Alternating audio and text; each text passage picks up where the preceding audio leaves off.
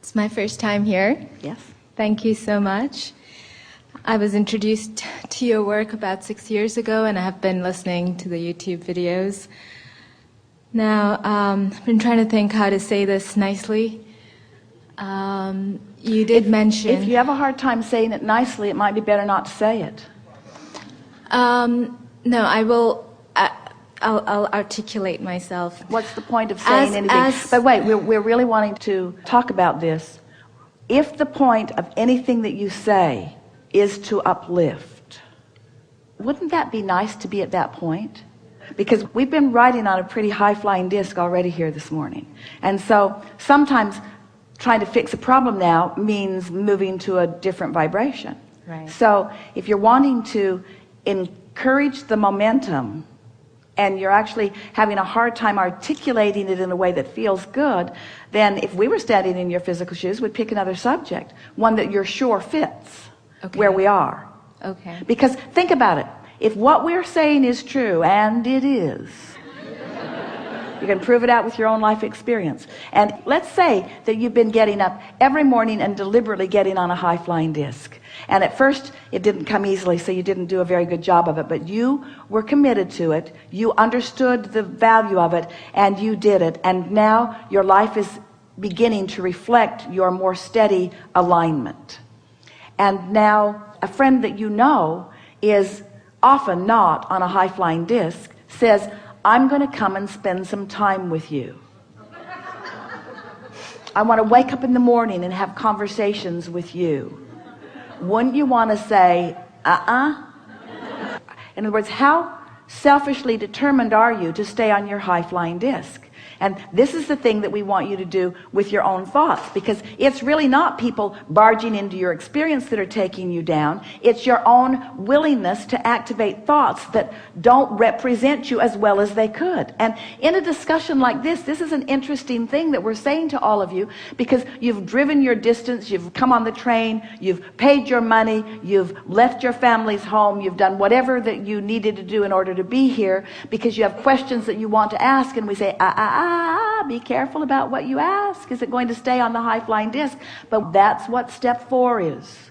Step 4 is understanding and wanting to maintain the vibrational frequency that you now have access to, because everybody has a high-flying moment. The question is, do you sustain it? Everybody has access to things that feel good. The question is, do you do it deliberately? Are you a deliberate creator, or are you a creator by default? That's the question, you see.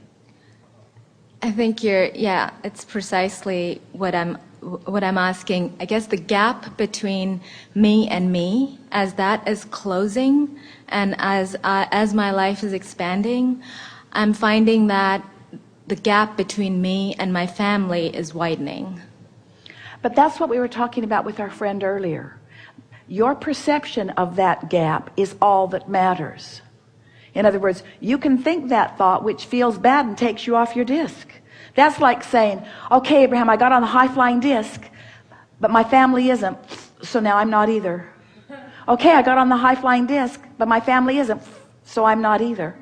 And we say, after a while, you're going to say, I'm on my high-flying disc, and my blessed family, bless their hearts, doing the best that they know how to do, are finding their way too. Whole different conversation. You see. In fact, I'm there so often that I now see positive aspects of them. I saw a sunset in my father's eyes that I've never seen before. I'm hearing music come out of my family that I didn't know they were singing, because I'm listening with a different frequency. And they are more spiritual than I've been willing to give them credit for, because I've been evaluating the results rather than staying tuned to the frequency. You are tuners, you see. You're either joining them or they're joining you, but getting there and staying there, we can't even really have a conversation that's very satisfying to you unless you have gotten there and stayed there long enough to really know your own power.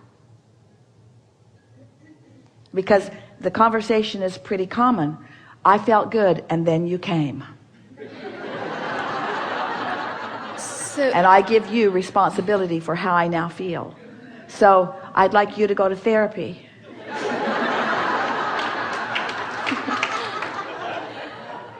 so that I can feel better. Oh, but when you discover that you can stay on your disc no matter where they are because you've practiced it, not because they're doing the things that keep you there.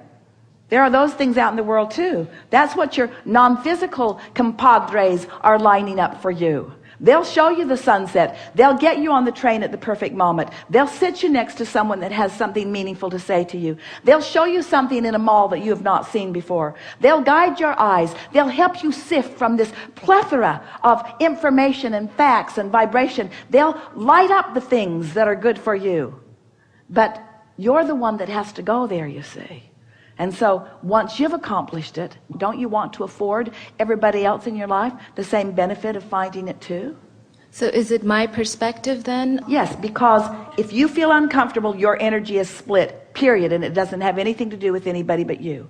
And it isn't a conversation of anything except your ability to focus. And the more of them who are on lower flying discs that present themselves to you in ways to give you an opportunity to stay on your high flying disc anyway, the more opportunity you have and the more likelihood you are to be there no matter what. That's what unconditional love is. I love because that's who I am. You, in whatever you're living, are not going to take me from my unconditional love because I'm so practiced at it. I've practiced it when you weren't here. I've practiced it when I was alone. I've practiced it under easy conditions. I've practiced it under more difficult conditions, but I've got this. I'm tuned in, tapped in, turned on. I'm source energy in a physical body, and now I'm willing and ready to engage with everyone. And until then, I'm hiding from anybody on a lower flying disc because I'm not sure where I'll end up. I feel like I don't have enough of a handle on maintaining that high disc. Well, with my mother says I'm the cause of her depression. So it's, what do I do with that? ignore it. Because it isn't true. But what you're doing, you see, she says, you're the cause of her depression. And you say, no, mother, it's the other way around. You're the reason I'm not on my high-flying disc. It's a sort of stalemate, isn't it? If you were different, I'd feel different. If you were different, I'd feel different. If you were different, I'd feel different. If you were different, I'd feel different. Till finally you just got to say, kill me now. I want to feel good, and I don't want to have to live in a rabbit hole to feel good. I don't want to have to isolate myself from every possible, I don't want to have to turn off the television. I want to be inspired to turn it on at the right moment. Yes. Yes. I don't want to have to hide from the world. I want to be inspired to the place to go. And we are here to tell you that there is a cadre of non-physical intelligence that knows right where everything you want is and where you are in relationship to it. And if you'll hang around up there a little while, you'll be guided to it. Exactly. And then you'll feel worthy.